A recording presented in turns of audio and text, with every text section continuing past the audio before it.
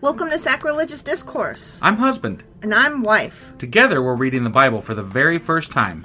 We grew up without religion and wanted to know what all the fuss was about. Well, what have we learned so far? That God is a dick, and apparently some people believe in talking donkeys? We're not trying to pass ourselves off as experts. Nope, we're just reading the Bible for the first time and giving our first take reaction. If you'd like to join us in this venture, you might consider starting at episode 1. Otherwise, jump in wherever you like.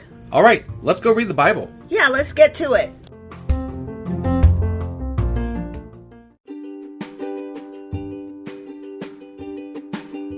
Hey wife, did you know that Anchor is sponsoring our show? Really? Don't we use Anchor to distribute our podcast on Spotify and Apple Podcasts? Yeah, and we are on just about every other platform available as well, thanks to them. Why do we use Anchor as our podcasting service? Well, they make editing and distributing our show a breeze. What if one of our listeners wants to start their own podcast? Then they should head over to anchor.fm or download the app to get started. Awesome! You guys should go do that right now! Husband! Wife! Do you remember what happened yesterday? Let's see. You broke into B.A. Baracus' voice, or wasn't it? What? Oh, Pity the Fool. Pity the Fool, yeah. Yeah. And then we found out that aloe vera's out and Elisha's bones are in. Aloe vera? Yeah, what? like, you keep it around the healed wound and shit. But, why keep that if you got Elisha's bones for resurrections, Did you just pull that out of your ass? Yeah. Like right now? Right now. Wow, okay. Yeah. Yeah. See, I was going to say something like Jessica and Jennifer and Jerome and Jeremy and Jim and Joe Bob and Jalila and all kinds of names that start with J. Right. They were all kings and they did kingy things. Yeah, they sure did. And then Elisha died. Yeah, but then resurrected somebody after he died. His bones did. His bones did. And he made somebody fire arrows and bang them on the ground. Right. He threw it on the ground. Why did you do it 5 times? Damn it. Stupid. Now you did it only 3 times. No. Asshole. And Bananarama. What? Aram. Oh. Beat them, or they beat Aram. Bananarama. What the fuck? Ramalama ding. Rambling. That's what I felt like. That whole chapter was just rambling. Got it. Jump, jive, and then you wail. Mm-hmm. Well, anyway, that was 2 Kings chapter 13. Sure as fuck was. And today we're doing 2 Kings chapter 14. All right, let's go do this. Let's. Hey wife, do you like coffee in the morning? I sure do, husband. Morning, noon, night. Which reminds me, I need to add that to our grocery list because we're running low. Wait, before you do that, check out the website ungodlybrew.com where you can purchase a pound of your favorite flavor of coffee. What if I want more than 1 pound? Either order a larger amount, or better yet, get 10% off by setting up a subscription for every 2 weeks, or a month, or whatever works for you. Did you set up something special for our listeners? You know I did. Exclusive for our listeners, get an additional 10% off subscriptions by entering the code SACRILEGIOUSCOFFEE at checkout. That's a hellishly good deal. Ungodly Brew is hellishly good coffee.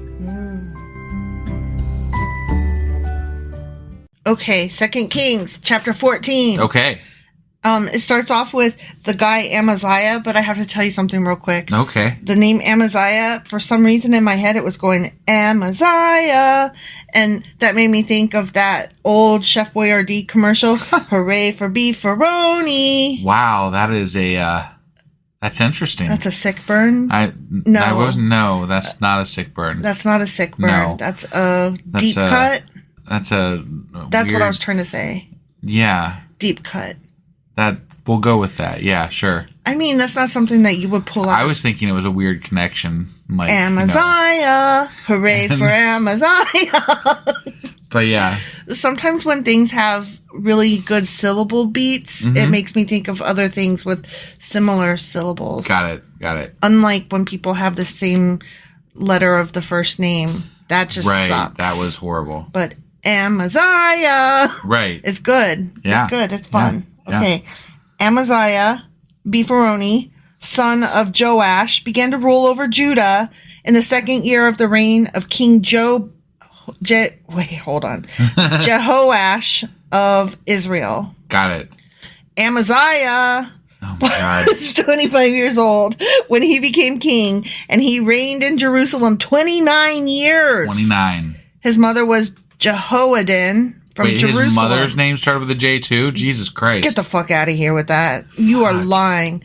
Amaziah Oh my God. did what was pleasing in the Lord's sight, but not like his ancestor David. Yeah, David was so much better than Amaziah. Amaziah was awesome. I think he was better than David because his name was more fun. Okay. Are you irritated yet? Uh-huh. Okay. Instead, Amaziah followed the example of his father Joash. Amaziah did not destroy the pagan shrines, that motherfucker. Oh, man. And the people still offered sacrifices and burned incense there. What an asshole. So he wasn't all that. He was still good. He was almost as good as David. But not quite as good as David. His hair was not as pretty. Right, yeah. It's all about the hair. It's all about that hair. What?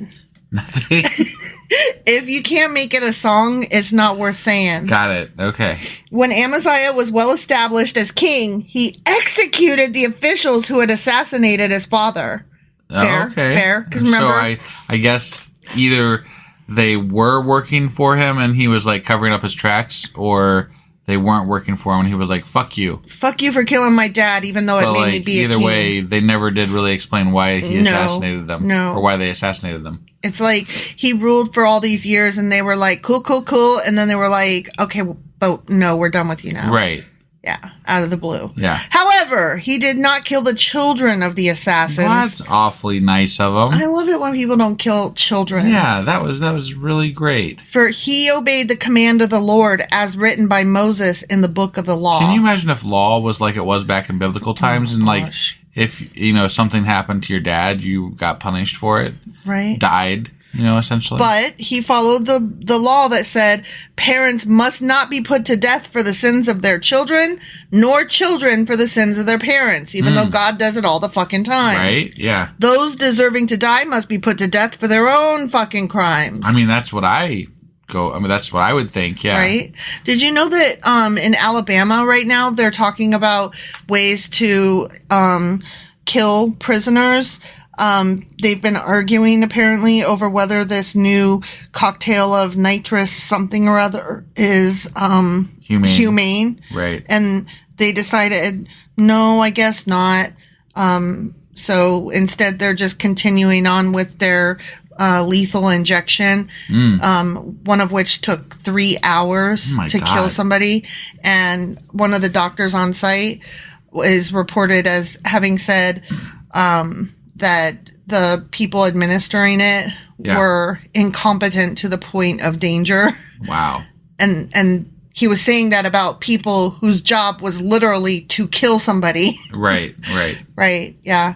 The good stuff, those Christian people that like to murder people. Well, I mean, yeah. Prisoners. I don't know that has anything to do with Christianity, but... Well, it's the Christians that are for it. Generally speaking, not always, but I mean, the act itself is a job that somebody's doing. Now, should you want that job? I wouldn't think I would want that job. I don't want that job. It is somebody's job, not a Christian thing. But so it's kind of unfair to lay that on Christianity. Okay, hold on. The job itself, yes, can be done by whoever is in that position. But the notion of killing prisoners, that is led and pushed by Christians. And again, generally. But it is not a Christian cause, so to speak, but it is. But the Christians are for it. It is generally on that side of things. The Christians are for it. Again, generally. Because they do not actually love life the way they say they do. There are many Christians who are not for the death penalty, so... Well, I bet that those same Christians that are not for the death penalty are probably more pro-choice, and they do not represent the majority of Christians. Well, and I would imagine that there are actually some atheists who are pro death penalty. Things. Yeah. Well, those people suck. Well, and just saying. I think they're trash. I'm just saying. You should not be for the death of people. That's all. Right. I agree. Okay. But just saying, it's not a Christian thing necessarily. Whatever. I disagree with you. Okay. Okay. Amaziah also killed 10,000 Edomites in the Valley of Salt. What a great guy. Salt and pepper. Killing 10,000 of those people.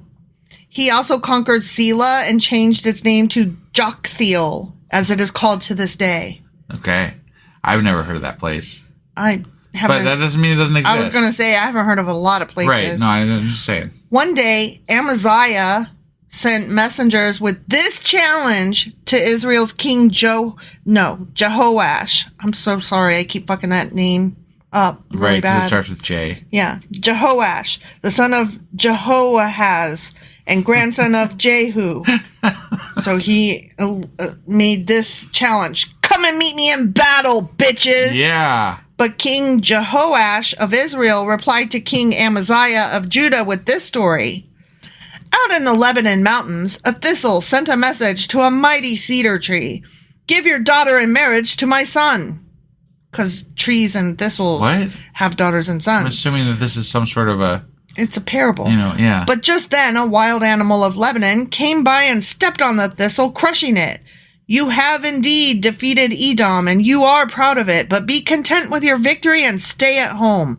Why stir up trouble that will only bring disaster on you and the people of Judah? Right. What a fucking strange parable. Why did he need to be like, you're strong, you thistle, but you could get stepped on. Right. So don't be all thistling. Well, he's probably trying to stroke his ego while saying, no, you're going to get your ass crushed. I guess. I mean, that's all. It just seems like a really, I don't know. One day a pencil said to a pen. You know what I mean? Like, whatever, weirdos. But Amaziah refused to listen. So King Jehoash of Israel mobilized his army against King Amaziah of Judah. Okay. See, I told you that Judah and Israel were at odds. Absolutely right.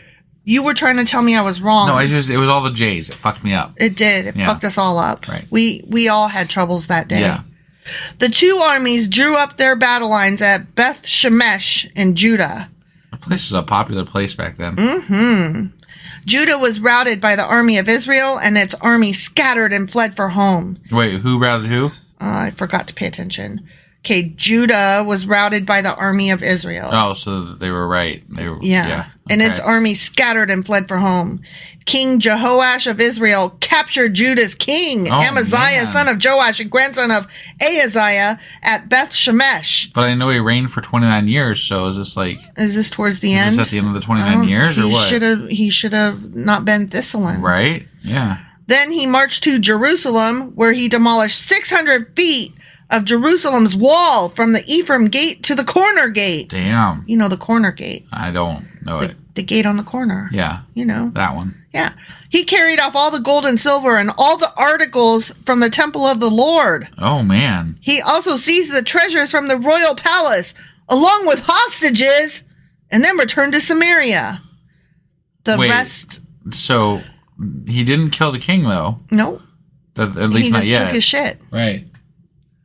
The rest of the events in Jehoash's reign and everything he did, including the extent of his power and his war with King Amaziah of Judah, are recorded in the Book of Chronicles of Kings Chronicles. The kingly chronicles of kingness and kingships. Right. When Jehoash died, he was buried in Samaria with the kings of Israel, and his son Jeroboam II became the next king.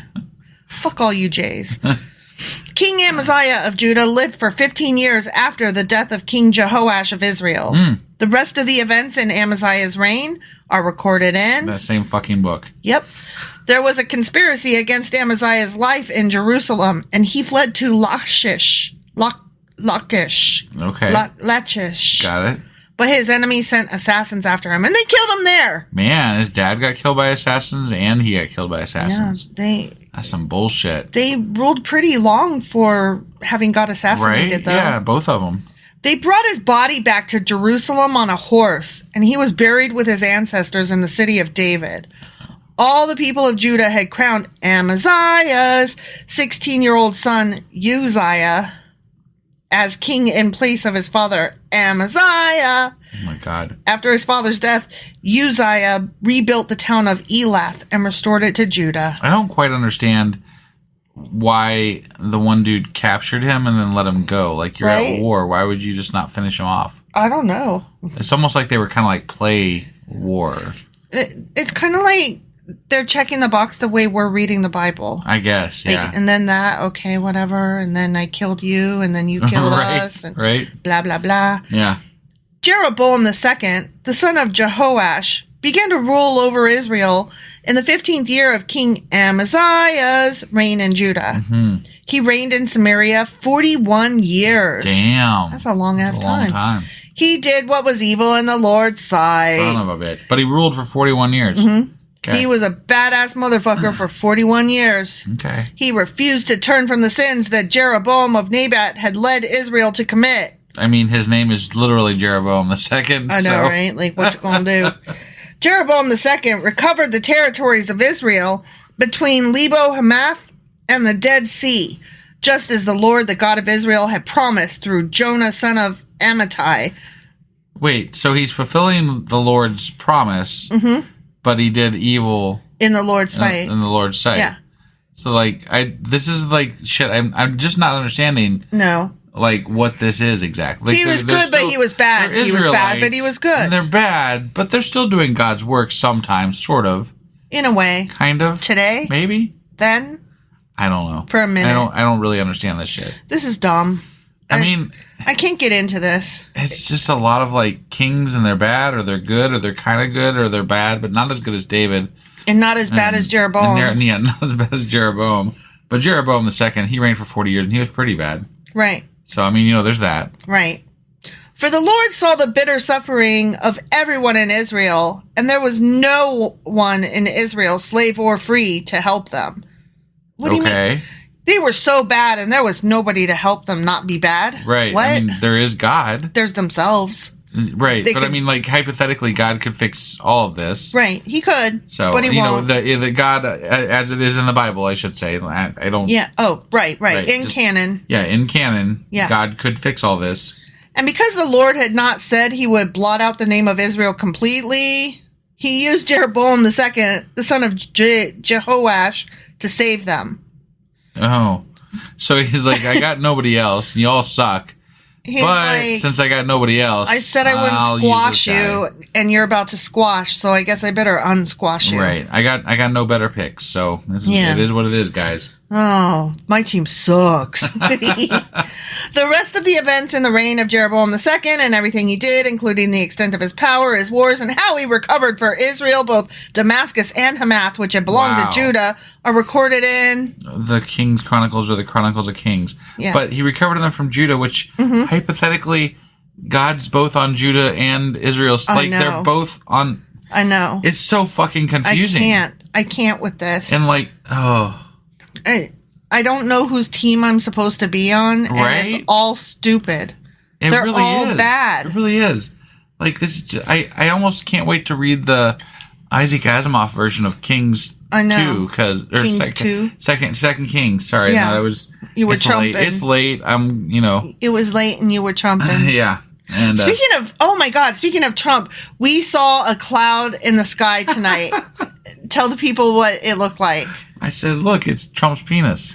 Because it did look like a penis, an erect penis, but it was like this teeny tiny mushroomy penis. Yeah, it was like how, what's her name? Stormy Daniels. Stormy Daniels described it, yeah. Yeah, it literally looked like it could have been Trump's penis up there in the sky. It did. It really did. It was very fun. Yeah, I mean... we were like, hey, look at that. As far as clouds go, that one was up there. Yeah. Look at that. Look at that.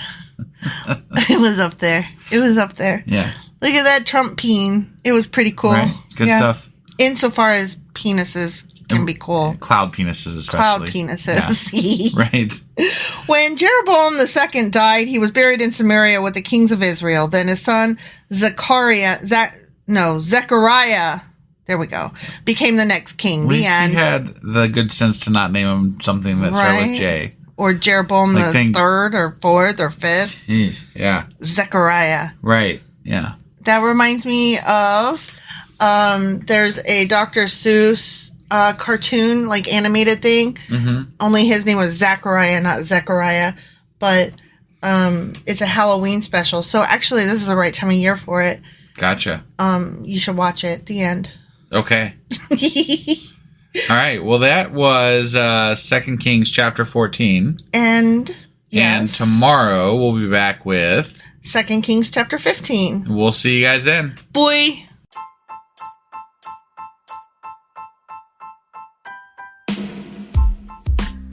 Hey, wife, I guess that's the end? But husband, that's just sad. It doesn't have to be. We are on lots of social media platforms like Twitter. Our handle there is sacrilegious_D. For D's nuts. Oh my god. Stop doing that. Anyway, we're also on Facebook, Instagram, and Pinterest. There's a link to all of our social media sites at our website. Ooh, we have a website? Yeah, it's sacrilegiousdiscourse.com, where you can also find a link to our merch shop. We have a merch shop? Yep, we have podcast-themed clothing, mugs, notebooks, and more, as well as an atheist and science-themed products.